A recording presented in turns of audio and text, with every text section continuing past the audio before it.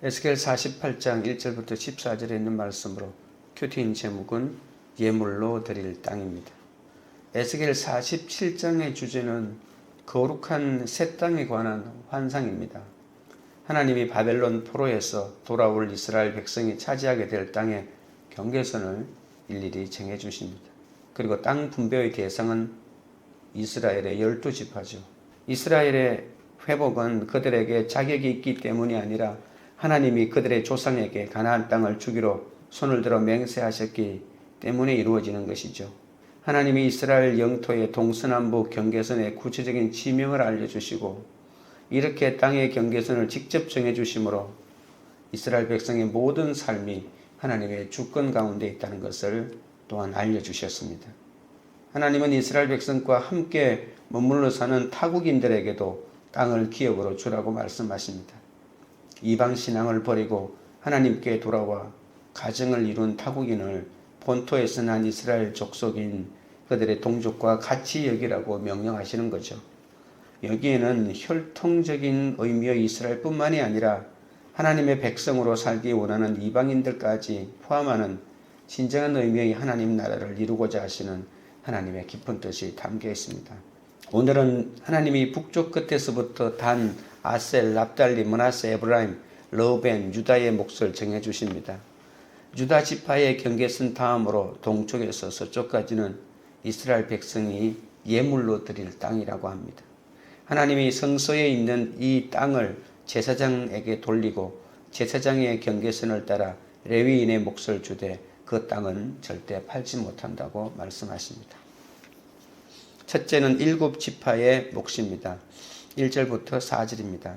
모든 지파의 이름은 이와 같으니라. 북쪽 끝에서부터 헤들론 길을 거쳐 하맛 어귀를 지나서 다메섹 경계선에 있는 핫살레논까지 곧 북쪽으로 하맛 경계선에 미치는 땅 동쪽에서 서쪽까지는 단의 몫이요 단 경계선 다음으로 동쪽에서 서쪽까지는 아셀의 몫이요 아셀 경계선 다음으로 동쪽에서 서쪽까지는 납달리의 몫이요 납달리 경계선 다음으로 동쪽에서 서쪽까지는 므낫세의 몫이요. 하나님은 이스라엘 땅 북쪽 끝에서 시작해서 단 지파에서 유다 지파까지 7지파에서 각각 합당한 몫을 정해 주십니다. 그동안 에스겔을 통해 이스라엘을 말씀하신 하나님이 이제 마지막으로 땅의 회복을 약속하십니다. 에스겔은 이스라엘 영토의 경계선을 북쪽에서부터 설명하면서 밑으로 내려옵니다. 각 지파가 차지할 땅도 북쪽부터 설명하죠. 이스라엘의 12지파들 가운데 성전이 있는 거룩한 공간 위에 있는 이 북쪽의 땅을 받을 지파는 제일 북쪽에 단 지파가 땅을 받고 그 아래 남쪽으로 아셀 지파가 땅을 받고 아셀 지파 땅의 남쪽으로 납달리 지파가 땅을 받고 이 세 지파는 야곱의 첩들이었던 비라와 실바에서 태어난 후손들이죠. 왜 이런 지파의 어떤 공통점이 순수에 있냐라고 했을 때 이 야곱의 첩이었던 비라와 실바에서 태어난 후손들이라고 생각할 수 있습니다. 그 아래로는 므낫세가 땅을 받고 이들이 받을 땅은 출애굽 직후에 받는 것이 아니라 바벨론 포로에서 풀려나 다시 이스라엘에 돌아가서 받게 되는 땅이라고 볼 수가 있습니다. 그래서 이 말씀을 듣는 사람들은 아직 바벨론의 포로로 잡혀 있는 상태죠. 하나님의 훈련이 끝날 때 이스라엘 백성은 다시 출바벨론을 해서 이스라엘 땅에 가서 새로운 땅을 받게 될 것이다. 이렇게 보시면 됩니다. 오늘 성경 본문에서 나와 있는 표현인 동쪽에서 서쪽까지는 이런 표현이 있는데 동쪽의 기준으로 보면 요단강이 있고 서쪽의 기준으로 보면 지중해가 있지 않습니까? 그래서 마치 자로 줄을 댄 듯이 일정하게 위쪽과 아래쪽의 경계선은 꾸불꾸불한 선이 아니라 무조건 자로 된 듯한 일직선으로 땅이 분배되었다라고 하는 것입니다. 5절부터 7절입니다. 므낫세 경계선 다음으로 동쪽에서 서쪽까지는 에브라임의 몫이요 에브라임 경계선 다음으로 동쪽에서 서쪽까지는 르우벤 몫이요 르우벤 경계선 다음으로 동쪽에서 서쪽까지는 유다의 몫이요 므낫세의 남쪽으로는 에브라임 지파가 있고 그 남쪽으로 르우벤 지파가 있고 그 아래로 가장 거룩한 지역에 인접한 땅을 유다 지파가 받습니다. 이스라엘 12지파 가운데 이 7지파가 거룩한 지역의 북쪽의 땅을 받았다는 것이죠. 요셉은 땅을 받지 않았습니다. 그 대신에 요셉의 두 아들인 므낫세와 에브라임의 후손이 각각 땅을 받습니다. 아까도 잠깐 언급했지만 창세기 48장에서 야곱이 죽기 전에 요셉의 아들들인 이 손자들을 자신의 아들로 입양하겠다고 말한 적이 있거든요. 창세기 48장 3절 6절에 보면 요셉에게 이르되 이전에 가나안 땅 루스에서 전능하신 하나님이 내게 나타나사 복을 주시며 내게 이르시되 내가 너로 생육하고 번성하게 하여 내게서 많은 사람 백성이 나게 하고 내가 이 땅을 내 후손에게 주어 영원한 소유가 되게 하리라 하셨느니라. 내가 애굽으로 와서 내게 이르기 전에 애굽에서 내가 낳은 두 아들 에브라임과 므낫세는 내 것이라.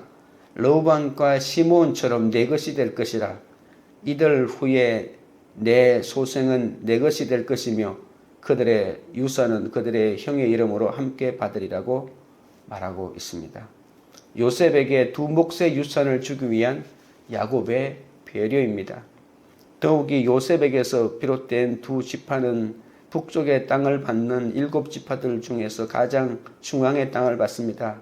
각 지파의 땅의 경계선은 동쪽에서 서쪽으로 일직선을 끊는 형태를 그대로 가지고 있습니다. 야곱이 축복해 줄 때 오른손 왼손을 엇갈라 이렇게 머리에 얹어서 에브라임을 더 축복한 그것이 근거가 되어서 에브라임이 더 중요한 역할을 하게 됩니다. 하나님으로부터 땅을 분배받는 것은 하나님 나라의 영생에 참여한다는 말이죠. 이스라엘이 받을 땅은 하나님의 약속에 의해서 이루어졌기 때문에 이 세상의 부동산하고는 차원이 다릅니다. 구별된 땅입니다. 우리의 삶도 세상 사람과 같아 보이지만 하나님의 약속으로 합당한 몫을 받았다고 믿기 때문에 이미 거룩한 영생의 몸을 가진 자라는 것을 알 수가 있습니다. 적용질문 드립니다. 하나님의 약속을 믿지 못하여 원망하고 있는 하나님이 주신 나의 몫은 무엇입니까? 둘째는 성소의 땅입니다. 8절입니다. 유다 경계선 다음으로 동쪽에서 서쪽까지는 너희가 예물로 드릴 땅이라. 너희는 너비는 25,000척이요 길이는 다른 몫의 동쪽에서 서쪽까지와 같고 성소는 그 중앙에 있을지니. 이스라엘 7지파에게 땅의 몫을 정해주신 하나님이 나머지 5지파의 땅을 이제 직접 정하시기 전에 성소로 삼아서 예물로 드릴 땅을 먼저 지정해 주십니다. 유다 지파에 속한 땅 바로 아래 남쪽으로 제사장들의 땅인 거룩한 땅이 있다는 것이죠. 그리고 이렇게 성소의 땅을 지정하신 후에 또 다시 남쪽으로 5지파인 베냐민, 시므온, 이사갈, 스불론, 이 갓의 몫을 정해 주십니다. 성소의 땅은 이스라엘 온 땅의 정중앙에 위치하고 있습니다. 북쪽의 7지파, 남쪽의 5지파가 이 성소의 땅을 에워싸고 그 땅을 바라보고 있다고 볼 수가 있겠죠.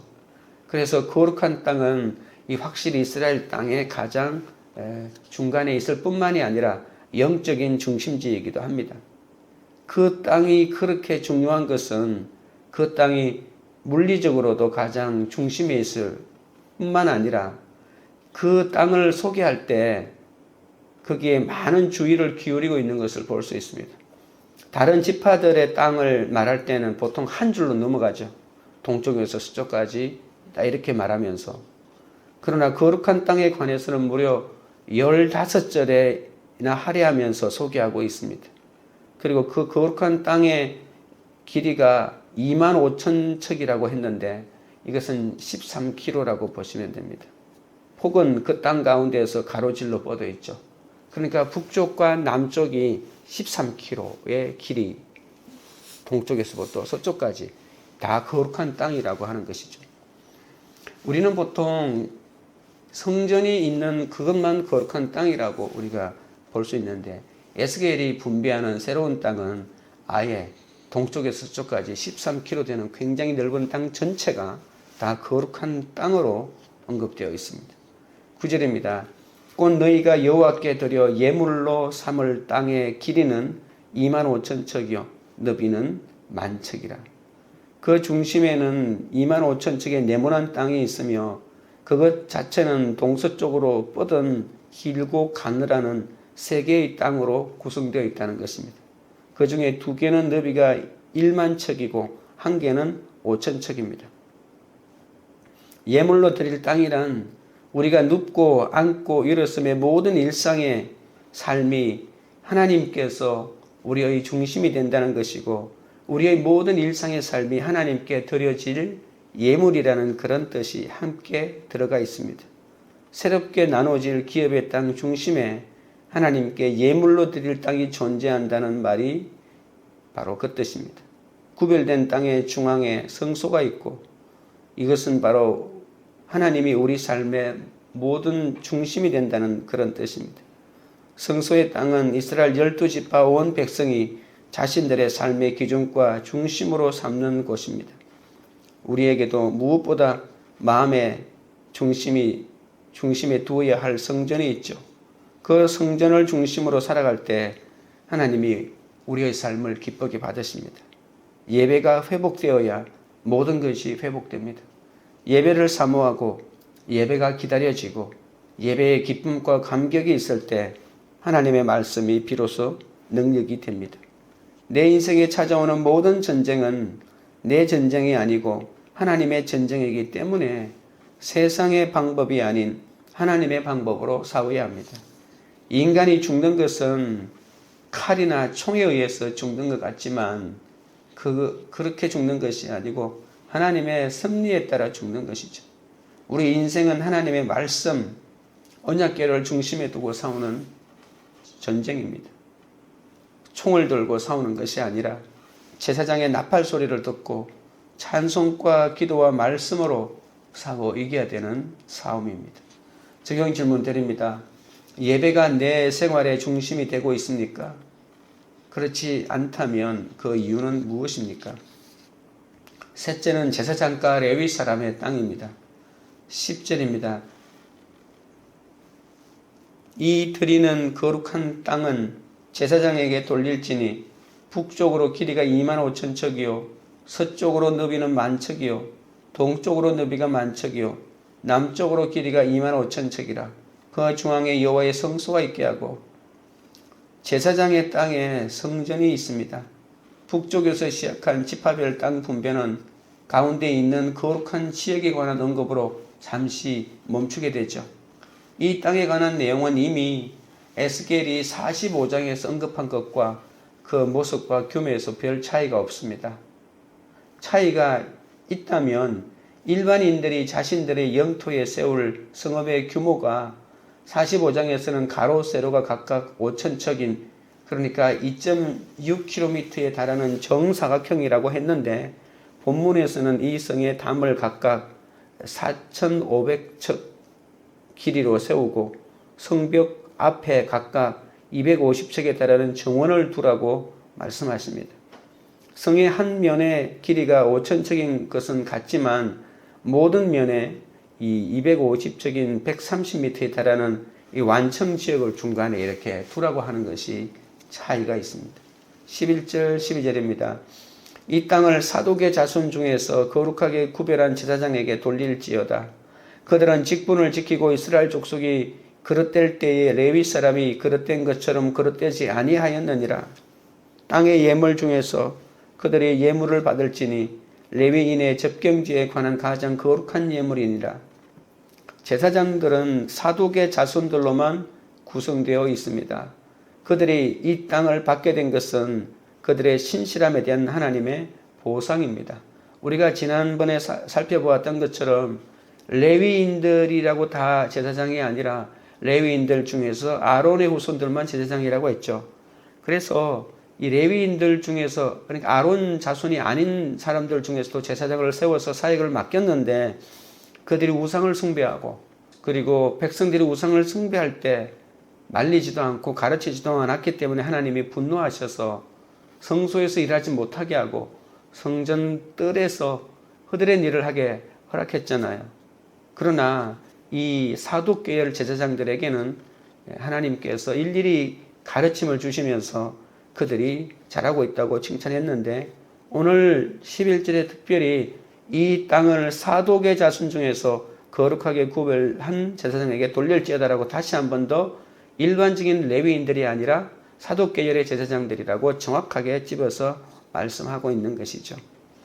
하나님은 신실한 자들에게 천대까지 복을 내리신다고 말씀하지 않았습니까? 출애굽기 20장 6절에 나를 사랑하고 내 계명을 지키는 자에게는 천대까지 은혜를 베푸신다고 이 십계명을 설명하는 중간에 분명히 언급하고 있습니다. 제사장들은 이스라엘 백성들이 바치는 예물 중에 가장 거룩한 것들을 받을 것입니다. 13절 14절입니다. 제사장의 경계선을 따라 레위 사람의 몫을 주되 길이는 25,000척이요 너비는 10,000척으로 할지니 이 구역의 길이가 25,000척이요 너비가 각기 10,000척이라. 그들이 그 땅을 팔지도 못하며 바꾸지도 못하며 그 땅에 처음 익은 열매를 남에게 주지도 못하리니 이는 여호와께 거룩히 구별한 것입니다. 사독계열 제사장 땅을 언급하고 난 다음에 다시 이제 레위인들에게도 땅을 준다는 것을 다시 언급하고 있습니다. 제사장들의 땅 아래 남쪽에 이 레위인들의 땅이 있는 것이죠. 규모는 제사장들의 땅과 같습니다. 그리고 레위 사람들은 받은 땅을 절대로 거래할 수가 없다고 합니다. 성소의 땅과 이어져 있는 그들의 땅은 결코 거래되거나 교환될 수가 없습니다. 그리고 그 땅에서 나온 첫 열매도 남에게 주지 못합니다. 이 첫 열매는 오직 여호와께만 드려야 합니다. 예배를 담당하는 제사장과 성소를 숨기는 레위인의 땅은 이 성소의 땅과 함께 있어야 합니다. 제사장과 레위인들이 성소에서 드리는 예배와 그 관련 임무에 전념하도록 하나님이 그들의 땅을 성소의 땅과 붙여주셨죠. 이렇게 온갖 삶을 성소에서 해결하고 살아가는 제사장과 또 레위인은 생업을 위한 땅의 몫을 따로 받지 않지만 성소의 예물 중에서 필요한 물건을 받았습니다. 제사장과 레위인을 이런 땅에서 살게 하신 것은 그들이 하나님께 드리는 거룩한 예배와 성전 봉사를 담당했기 때문이죠. 그래서 그들의 생활은 백성의 귀한 섬김을 필요로 했던 것입니다. 하나님께서 누군가를 신학으로 또는 선교로 또는 목회로 부르시는 것처럼 하나님은 또한 우리를 직장으로 부르시기도 합니다. 직장은 전도의 장으로서만 의미가 있는 것이 아닙니다. 나의 직업 그 자체가 다른 이들의 삶을 윤택하게 하는 하나님의 도구가 되어야 합니다. 공장에서 물건을 만드는 사람은 물건을 값싸고 튼튼하게 잘 만들어서 사람들의 생활을 윤택하게 하죠. 식당을 하는 사람은 맛있고 영양 많은 음식을 만들어서 다른 사람의 삶을 건강하게 하고요.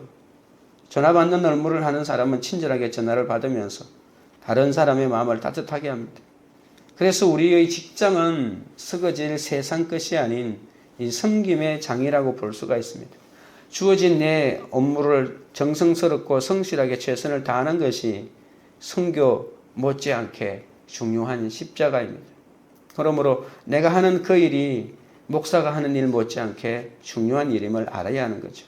우리가 어떤 직업을 가지든 돈을 얼마나 벌든 누가 인정을 하든 안 하든 그 일이 누군가를 구원으로 인도하는 통로가 될 때 가장 영광스러운 직업이 되는 것입니다. 하나님께서 우리에게 나누어 주신 구역을 다른 사람들과 또는 다른 지파와 비교하면서 나는 왜 이 위치에 있냐고, 나는 왜 이것밖에 안 되냐고 절대로 말할 수 없는 것이죠. 성전을 중심으로 하나님께서 나누어 주신 이 새로운 분배되는 땅은 모두 하나님의 영광을 위하여 존재하는 것임을 잊지 말아야 합니다. 적용 질문 드립니다. 나는 예배 공동체를 위해 무엇으로 섬기고 있습니까? 기도드리겠습니다. 하나님 아버지, 이스라엘이 받을 땅은 하나님의 약속으로 주어졌기 때문에 이 세상의 어떤 땅과도 비교되지 않는 구별된 곳이라고 했습니다. 아버지 하나님, 그러나 나에게 허락된 것을 남과 비교하면서 끊임없이 불평한 것을 용서하여 주시옵소서. 오늘 나의 환경과 삶을 하나님이 주신 합당한 몫이라고 여기며 그 몫의 경계를 하나님이 약속으로 주신 것이라고 믿게 하여 주시옵소서. 성소의 땅은 이스라엘 12지파 온 백성이 자신들의 삶의 기준과 중심으로 삼는 곳이고 하나님께 예물로 드릴 땅이라고 했습니다. 예배가 나의 모든 생활의 중심이 되게 하시고 그 예배 가운데 받은 하나님의 약속이 나를 통해 이루어지게 하여 주옵소서. 내 마음의 중심을 늘 하나님께 두어 하나님을 기뻐하는 삶을 살게 하여 주옵소서.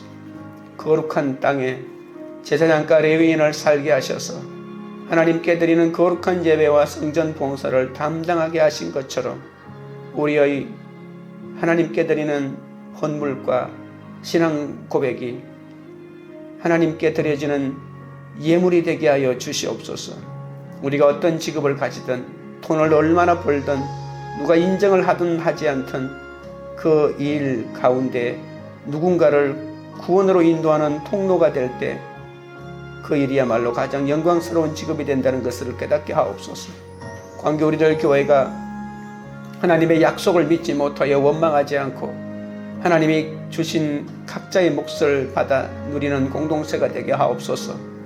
예배가 우리의 생활의 중심이 되게 하시고 우리가 머무르는 모든 곳에 하나님께 예물을 드리는 땅이 되게 하여 주시고 예배 공동체를 위해 나의 첫 열매로 섬길 수 있도록 인도하여 주시옵소서. 예수 그리스도 이름으로 기도드리옵나이다. 아멘.